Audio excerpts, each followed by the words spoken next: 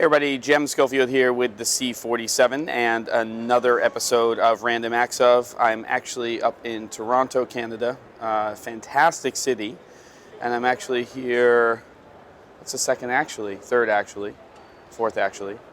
I'm here to do presentations. This is day 2. And ProFusion is a show which is put on by VizTech.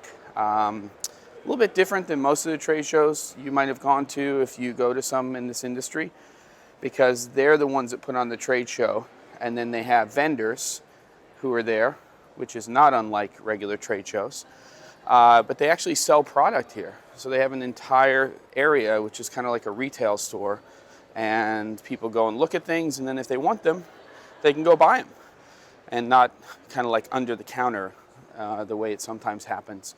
So I think what I'm going to do right now is I'm going to go look around and see if there's some interesting stuff that I can find. I'm actually doing talks on the FS series from Sony in Sony's booth. A lot of focus on the FS7 because that's what I use for a lot of the stuff that I do. Some on the FS5, and then I'm also doing a 4K presentation, which is HDR, log, LUTs, color space, and all that kind of stuff.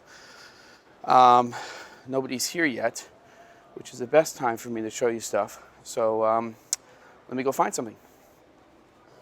Okay, so I'm here at the Kessler booth. Sans Chris, who is probably making his way over here.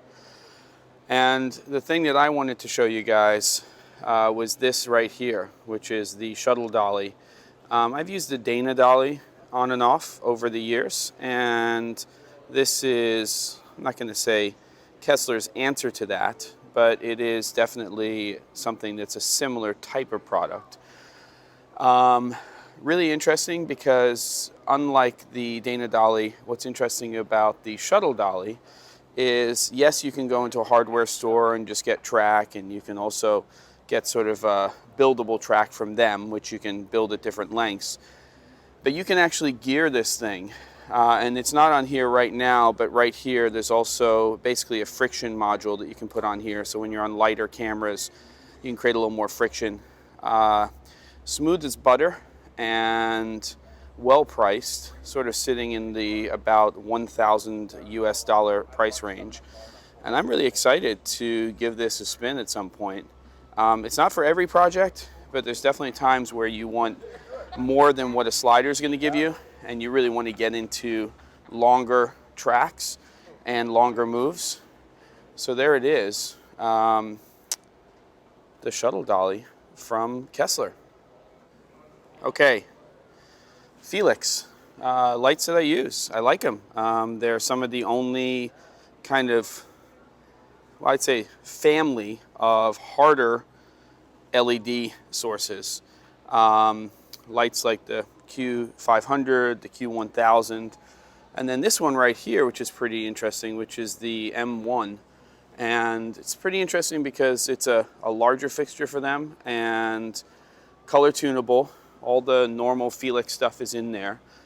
And then it is actually lensed, and it lives as a single source.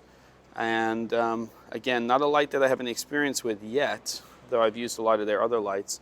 So I'm looking forward to checking this out. All right, Arri, depending on how you like to say it, booth. And big focus here at this show, and so it should be, are the sky panels. We've got one hiding in here, which is actually the smaller 30 that's up there. We've got the 60 over there, and now the 120, which is actually not much heavier than the 60, but it's a much longer unit there, basically 2 foot. 4 foot. And what I really love about these lights are the tunability.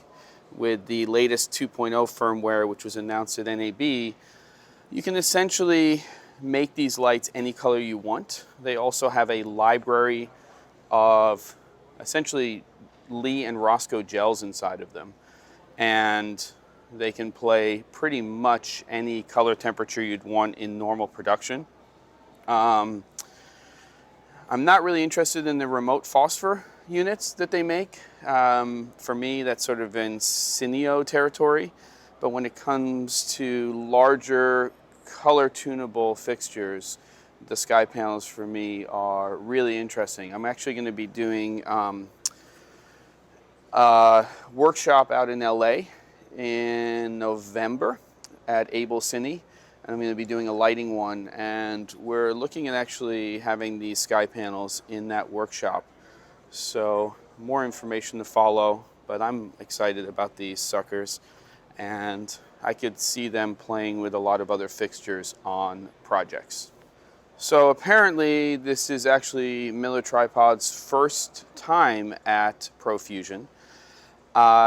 This is really the tripod system that I'm excited about. What's the head that I'm excited about? I actually prefer these Miller Solo sticks with the Compass 12. It's just a really versatile head, and while I do like other heads from different manufacturers, there's just something about the way a Miller head works. The functionality, how smooth it is, the way the drag is on the head. They invented fluid tripod heads, and they do it as well as, if not better than anybody else. But I needed sort of a head that would be able to be used with smaller systems and larger, and that's what's really great about the Compass 12. Still a big fan though of the DS10. So there you go, that's Miller, and there's another set of those Miller Solo sticks, which I love so much. Okay, the Sony booth. I've got to actually go set up in a few minutes. That's where I'll be presenting, right over there. That's where I presented yesterday. I do the bookend sessions, where I do the first session in the morning, that's FS series, and the last session at the end of the day.